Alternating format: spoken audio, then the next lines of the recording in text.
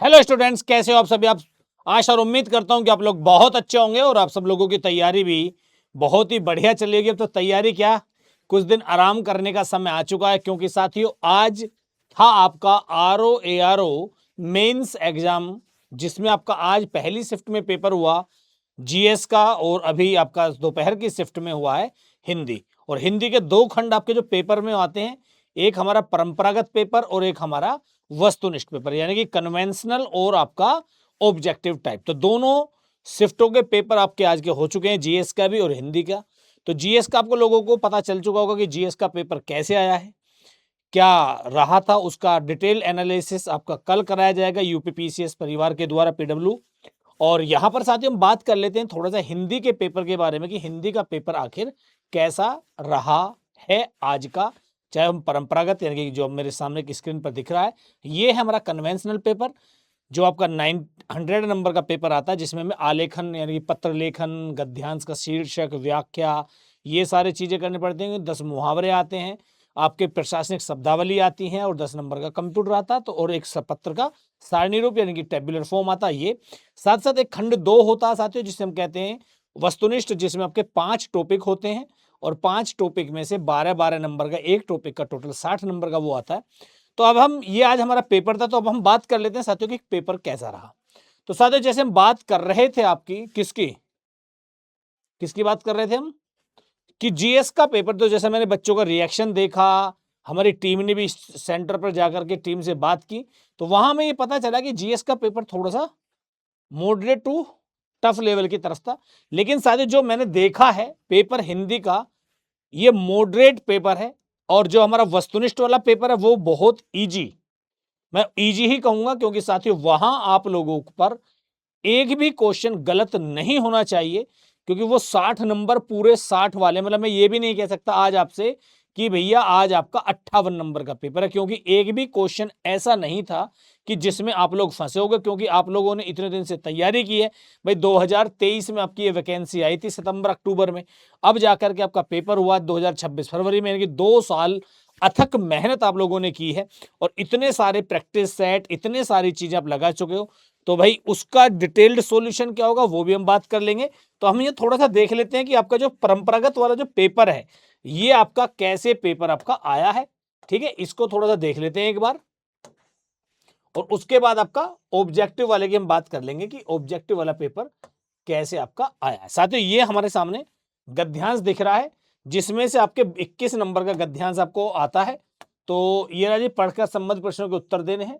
21 number का कि विषमता के निराकरण के लिए, समता की स्थापना के लिए केवल ऐतिहासिक नियति सृष्टि नियंत्रण पर्याप्त नहीं है, उसमें पुरुष के पुरुषार्थ की भी आवश्यकता होती है। यदि प्रकृति ये होते हैं, तो इसमें एक तो क्वेश्चन पूछा गया था आपका शीर्षक का, कि आपका शीर्षक क्या हो सकता है, और प्रस्तुत गद्यांश का सारांश क्या हो सकता है, और प्रस्तुत गद्यांश के रेखांकित अंशों की व्याख्या करनी। तो व्याख्या करनी कितने वाक्यों की हमें ये देखना है, एक तो ये हो गया, 2 और एक 3, यानी कि हम कह सकते हैं कि 3 पंक्तियों की या अंशों की हमें व्याख्या करनी, तो 4 नंबर की एक व्याख्या आपकी इसमें हमारी बन जाती है। ठीक है, चलिए तो ये रह गए, तो ये आप आराम से पढ़ेंगे, इसे हम देख लेंगे डिटेल में आपका क्या क्या बनेगा और कैसे आपका बन जाएगा। उसके बाद हम ये अभी आगे चल देते हैं कि आपका और पेपर में क्या आया है। एक साथी जो पत्राचार, जिससे आप बहुत ज्यादा डरते हो कि सर पत्राचार बता दीजिए, सर पत्राचार बता दीजिए, और मैं आपको शुरू के दिन से एक ही बात कह रहा था कि भाई जो सबसे आसान नंबर लेने वाला जो होता वो होता है जी हमारा पत्राचार का प्रारूपण। प्रारूपण भी कौन सा, आपका सरकारी पत्र का सारणी रूप यानी कि टेबुलर फॉर्म। ठीक है, तो यहां पर साथी आपका सरकारी पत्र दिया हुआ है, और इसका सारणी रूप आपका ये आ गया। ठीक है, तो आप लोगों को पता है कि सारणी रूप आपका ये हो गया, ये पत्रांक संख्या हो गई, ये प्रेषक हो गए जिनको उन्होंने पत्र को भेजा सेवा में, विषय राज्य राजमार्गों के संबंध में है, ये इनका स्थान हो गया, ये इनका संबोधन हो गया कि मुझे ये कहने का निर्देश हुआ है। ठीक है, ये मैंने आपको सब चीजें सिखाई हैं। और आप लोगों को पता है कि जब हम क्या करते हैं, पत्र का सारणी रूप बनाते हैं, तो वही आपकी 6 चीजें हमें देखनी पड़ती हैं।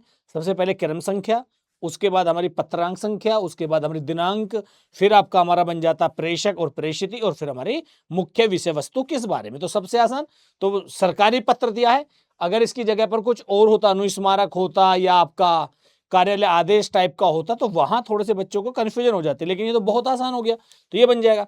उसके अलावा जब साथियों पत्राचार वाला जो पोर्शन बन जाता है उसमें क्या क्या बन जाता है, शासकीय और अर्धशासकीय पत्र का भेद और वैशिष्ट्य बताइए। किसी एक शासकीय पत्र का प्रारूप बताने हेतु उदाहरण स्वरूप एक शासकीय पत्र लिखिए। देखो सबसे पहली बात तो यह कि शासकीय और अर्धशासकीय पत्र का भेद, कि इन दोनों में क्या क्या मूलतः भेद है वो बताना है, और वैशिष्ट्य बताइए कि इनकी विशिष्टता क्या क्या है। वैशिष्ट्य का मतलब विशिष्टता इनमें क्या क्या है। उसके अलावा एक शासकीय पत्र का हमें शासकीय पत्र भी लिखना है। प्रारूप बताने हेतु उदाहरण स्वरूप एक शासकीय पत्र भी लिखना था, यानी कि प्रारूप नहीं बनाना था, बनाना था क्या, पत्र ही हमें लिखना था, शासकीय पत्र। अब यहां पर कुछ बच्चों गलती क्या कर देते हैं कि इसी शासकीय पत्र को छाप सकते हैं, लेकिन ये गलत हो जाता है, शासकीय पत्र हमें अपने पास से लिखना पड़ेगा। ठीक है, अगला क्वेश्चन दूसरे पत्राचार में क्या है कि कार्यालय आदेश की विशेषताएं बताइए और उदाहरण स्वरूप एक कार्यालय आदेश लिखिए। तो कार्यालय आदेश यानी कि हमारा ऑफिस ऑर्डर, कि किसी भी ऑफिस के अंदर होने वाली जो गतिविधियां होती हैं, जो है वो दैनिक क्रियाकलाप से जुड़ी हुई हैं, चाहे नियुक्ति है, सेवा मुक्ति है, वेतन वृद्धि है, चाहे आपके समय परिवर्तन है, या आपका भैया किसी की नियुक्ति हुई है, किसी का पदोन्नति हुई है, किसी के पदावनति हुई है, उनसे जुड़े हुए जो हमारे ऑफिस ऑर्डर जो आपके जारी किए जाते हैं, जो कि साथियों अनुपालनार्थ आवश्यक होते हैं, यानी कि जिनका अनुपालन करना आवश्यक होता है, वो आपका बन जाता है। अनुस्मारक साथियों आप जानते हैं रिमाइंडर बोलते हैं इसको हम बेसिकली, कि जब हमारे किसी को कोई पत्र भेजे और वहां से कोई रिप्लाई ना आए उस पत्र का, तो उस व्यक्ति को या उन प्रेषित को दोबारा से एक रिमाइंडर भेजा जाता है कि भाई इस डेट को हमने आपके से एक पत्राचार किया था, उसका उत्तर अभी तक हमें नहीं मिला है, कृपया करके इसका उत्तर हमें जल्दी से देने की कोशिश करें। ठीक है ना, तो ये भी मतलब कोई बहुत ज्यादा, और अनुस्मारक का एक प्रारूप भी बना रखा था, आप लोगों ने देखा होगा साथियों कि मैंने आपको बहुत शानदार तरीके से कराए हुए हैं। ठीक है, कोई दिक्कत नहीं है। तो ये हो गए पत्राचार वाले भी खत्म। अब उसके बाद ये साथियों बन जाता है हमारा क्या, जो आपका क्या होता है, जो आपकी शब्दावली जो आती है। जैसे हम बात कर लें एक्विजिशन ऑफ लैंड साथियों, एक्विजिशन ऑफ लैंड आप सबको पता ही है, या तो भैया बन जाएगा इसका भूमि अधिग्रहण, क्या बन जाएगा, या तो भूमि अधिग्रहण बन जाएगा, या आपका भू अर्जन भी बन सकता है, भू अर्जन या भू अधिग्रहण भी आप कर सकते हो। ठीक है, जैसे हम बात करें एडमिशेबल, एडमिसिबल यानी कि जो सबको एडमिसिबल है, मतलब स्वीकार्य है, कि जी आपका ये कार्य या ये गलती स्वीकार्य नहीं होगी।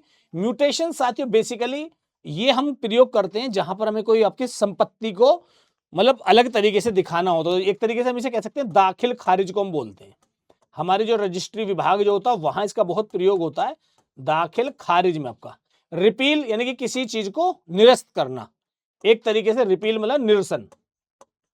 ठीक है, और डिबार भी मतलब एक तरीके से रद्द करना ही होता है। कॉलेज में आपको देखने को मिलता होगा कि भाई जब कोई छात्र आपका असामाजिक गतिविधि करता हुआ पकड़ा जाता है तो उसे कहते हैं उसे कॉलेज से डिबार कर दिया गया है। ठीक है, तो ये आपका बन जाता है। साक्ष्यांकन साथियों हमारा बात होता है अटेस्टेशन, साक्ष्यांकन मतलब अटेस्टेशन बोल देते हैं हम जिसको, यानी कि जहां हम किसी गजेटेड ऑफिसर से अपने किसी डॉक्यूमेंट को या किसी कागज को अटेस्ट कराते हैं।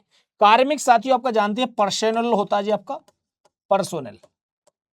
एक बार स्पेलिंग देख लेना। नियुक्ति पत्र तो आप लोग जो जानते हैं ज्वाइनिंग लेटर आप बना देंगे, ज्वाइनिंग लेटर भैया। ठीक है, निदेश तो आपका ऑर्डर ही होता है, और भैया आपका प्रतिलिपि अधिकार होता है कॉपीराइट, यानी कि किसके पास है इसका कॉपीराइट, तो प्रतिलिपि अधिकार कॉपीराइट।